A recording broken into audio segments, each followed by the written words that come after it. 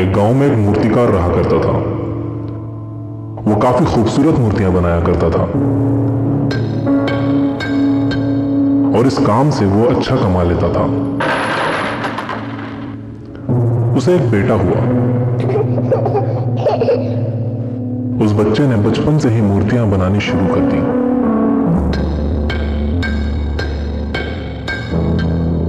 बेटा भी बहुत अच्छी मूर्तियां बनाया करता था और बाप अपने बेटे की कामयाबी पर खुश होता था। लेकिन हर बार बेटे की मूर्तियों में कोई ना कोई कमी निकाल दिया करता था। वो कहता था, बहुत अच्छा किया है, लेकिन अगली बार इस कमी को दूर करने की कोशिश करना। बेटा भी कोई शिकायत नहीं करता था। वो अपने बाप की सलाह पर अमल करते हुए अपनी मूर्तियों को और बेहतर करता रहा।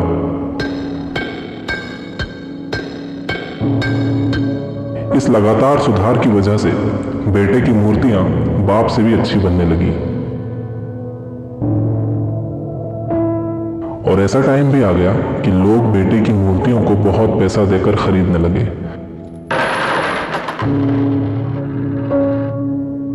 जबकि बाप की मूर्तियां उसकी पहली वाली कीमत पर ही बिकती रहीं।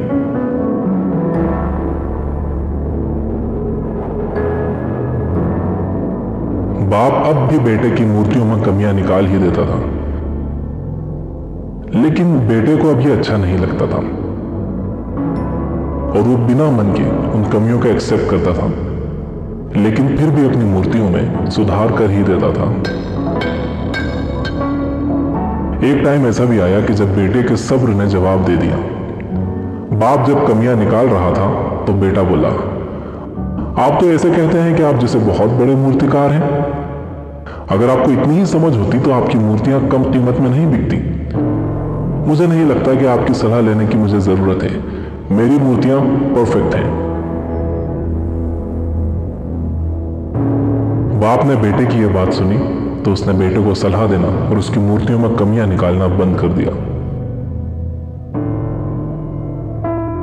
कुछ महीने तो वो लड़का खुश रहा, लेकिन फिर उसने नोटिस किया कि लोग अब उसकी मूर्तियों की उतनी तारीफ नहीं करते जितनी पहले किया करते थे और उसकी मूर्तियों के दाम बढ़ना भी बंद हो गए। शुरू में तो बेटे को कुछ समझ नहीं आया, लेकिन फिर वो अपने बाप के पास गया और उसे इस समस्या के बारे में बताया। बाप ने बेटे को बहुत शांति से सुना, जैसे कि उसे पहले से पता था कि एक दिन ऐसा भी आएगा। बेटे ने भी इस बात को नोटिस किया और उसने पूछा, क्या आप जानते थे कि ऐसा होने वाला है? बाप ने कहा, हाँ, क्योंकि आज से कई साल पहले मैं भी इस हालात से टकराया था। बेटे ने सवाल किया, तो फिर आपने मुझे समझाया क्यों नहीं? बाप ने जवाब दिया, क्योंकि तुम समझना नहीं चाहते थे।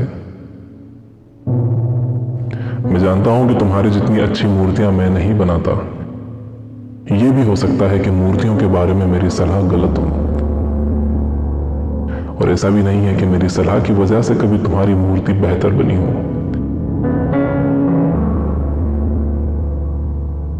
लेकिन जब मैं तुम्हारी मूर्तियों में कमियां दिखाता था, तब तुम अपनी बनाई मूर्तियों से सेटिस्फाई नहीं होते थे।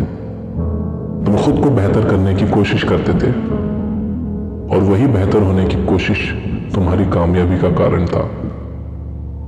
लेकिन जिस दिन तुम अपने काम से सेटिस्फाई हो गए और तुमने ये भी मान लिया कि अब इसमें और बेहतर होने की गुंजाइश ही नहीं है,